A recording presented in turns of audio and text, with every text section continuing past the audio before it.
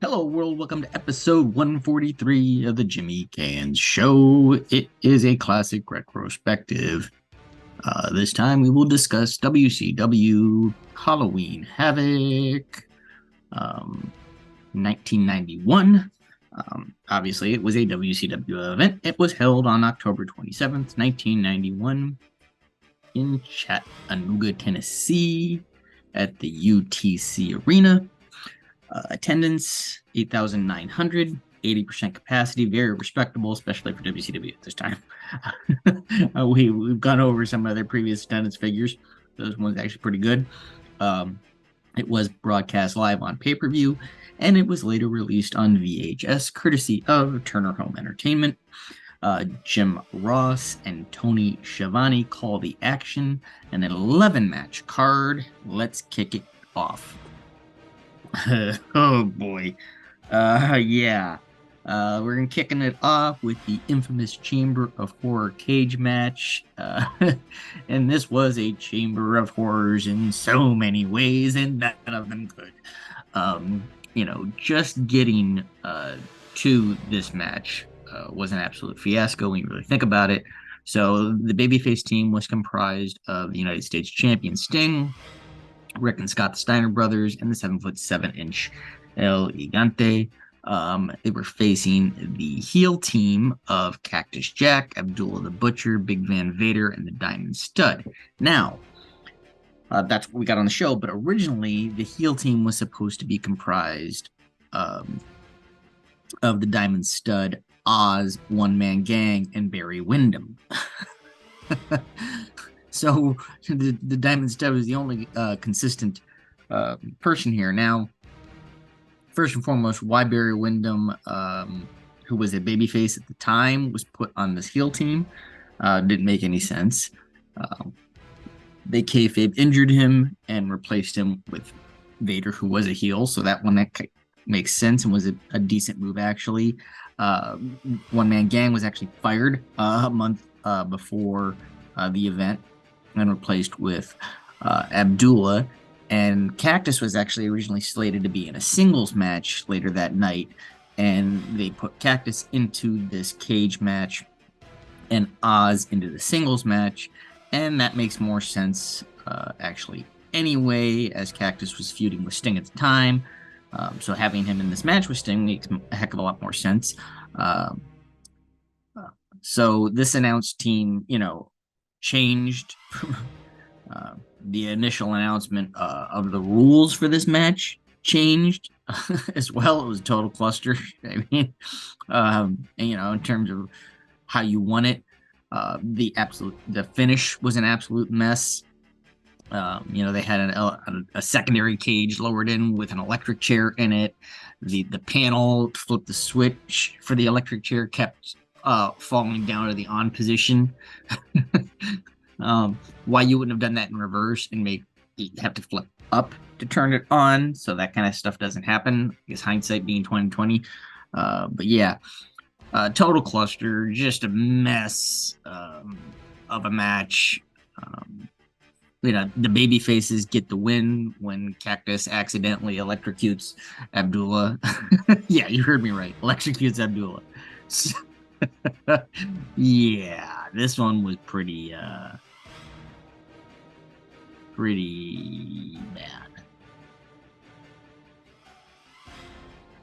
Next up, we will discuss tag action, as the team of Big Josh and PN News took on the Creatures, which was a total enhancement tag team. Obviously, the baby faces get the win here. Match is under 6 minutes. I mean, this was just a part of Halloween themed gimmick matches that they promoted for this event. We get another one a little later. Yeah, not much to discuss here. Beautiful Bobby Eaton took on Terrence Taylor with Alexandra York in his corner, representing the York Foundation. Solid classic wrestling match here. Eaton got the win via an Alabama Jam at the 16-minute mark.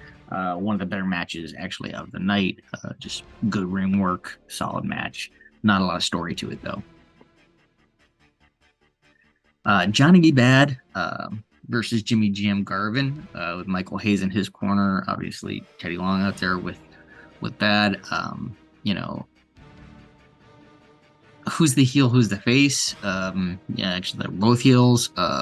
You know, what was up with the booking on this one? Not real sure. About 8.25 minutes here. Bad getting the victory. I mean, he's a single competitor. Kind of makes more sense for him to go over Garvin, who is predominantly a tag wrestler at this point in his career. So, yeah, just whatever. WCW World Television Championship on the line. Champion Stunning Steve Austin with Lady Blossom took on the Natural Dustin Rhodes. Solid match. A lot of back and forth. And this one goes all the way to a time limit draw. Something we saw very, very often in television championship matches in WCW, the time limit draw. Next up, as I stated earlier, Oz and Cactus kind of swap spots on the card here. So now it is Oz facing Bill Kazmaier. You know, like I said, the booking on this card was kind of thing, but like I said at the beginning, this one made more sense putting Oz into this matchup and putting Cactus into the chamber match. This is no disrespect to Mick Foley whatsoever, but they're trying to kind of get Kazmaier over here and having him get the win, which he does, over a big 7-footer. And Oz carried more weight at this time, especially with him getting a win via submission, and relatively quickly too. It was just about a 4-minute match. So, you know, yeah, it buries Oz, but it's helping to elevate Kaz, which is what they were wanting to do at the time. Next up, Heavy Metal Van Hammer took on an enhancement journeyman in the form of one Doug Summers. This was supposed to be Michael Hayes in a singles match, but he was apparently injured and unable to compete. This was just sloppy and bad. Like I said, Van Hammer is still very green. Summers is not all that solid of a hand. Just career journeyman, and how so many things could just go bad and wrong in hardly a minute is beyond me. Obviously, you know, Van Hammer gets the win here over enhancement talent, but like this was just bad. The finals to crown the inaugural WCW Light Heavyweight Champion is next. Flying Brian takes on Richard Morton with Alexandra York representing the York Foundation. This match had such potential, but it was kind of a disappointment. With Morton, you know, now being a heel, he's wrestling a totally different style than he did during his babyface days, and it just bogged this whole match down. Now, it wasn't bad per se, but it's just not what it could have been. It was just a disappointment, to be honest. Goes 12 minutes 45 seconds and ends via an air Pillman for the 3. So your winner and first ever WCW Light Heavyweight Champion, Flying Brian Pillman. The Z-Man took on the WCW Halloween Phantom. Another one of those Halloween-themed matches, but there was a little wrinkle in this one. It's kind of here to get the Phantom over. Yes, you heard me right. Get the Phantom over. He wins it in under a minute and a half. And then a little later that evening, the Phantom unmasks himself to reveal that he is the debuting Ravishing Rick Rude, now managed by Paul E. Dangerously, and he has his sights set on Sting, and this is the genesis, shall we say, of what eventually turns into the Dangerous Alliance. WCW World Tag Team titles are on the line next. The Living Legend Larry Zbyszko, Double A Arn Anderson, the Enforcers, defending against the WCW United States Tag Team Champions, the Patriots, consisting of Firebreaker Chip and Todd Champion. Just under 10 minutes in this match. Wasn't bad, wasn't special either. Enforcers retain. Only one set of titles on the line here. So, yeah, it was a champion versus champion with one title on the line type of situation, with the Enforcers retaining. 2 out of 3 falls next for the World Heavyweight title. We've been building to this one. The total package Lex Luger, who will have Harley Race in his corner, defending against Ron Simmons, with the American Dream, Dusty Rhodes, in his corner. Pretty decent match for the most part. Ron gets the first fall before Luger evens things up, and then ultimately gets the deciding third fall to retain. Kind of odd booking, to be honest. Luger's the heel, but with Simmons getting the first fall, and then Luger having to come from behind, that's a very babyface thing. It's usually the other way around. It would have made more sense to have Luger get the early fall, and then Simmons even things up, look real dominant, like he's going to do it, and then Luger skirt away with a heelish win, but that's not the way they booked it. And then this kind of just ends Simmons' title push for a while. But yeah, this is just kind of weird. Not a bad match, but just kind of booked a little weird in my opinion. We do now have the new WCW championship design.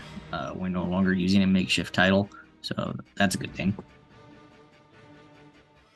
11 matches, only 3 of them to be declared decent, 2 acceptable, 6 really, really bad. And it's very surprising because this card was pretty stacked in terms of talent. When you really look at it, we've got 18 Hall of Famers involved in the show. Race, Austin, Dusty, Scott Hall, Kevin Nash, Ron Simmons, Ricky Morton, both Freebirds, Hayes Garvin, Teddy Long, Sting, Rick and Scott Steiner, Double A, Zbyszko, Foley, Abdullah, Vader, Rick Rude. If we check on, Jim Ross on commentary and Eric Bischoff with his interviews, it takes us up to 20. So this is a stacked show in terms of talent, and it was just bad.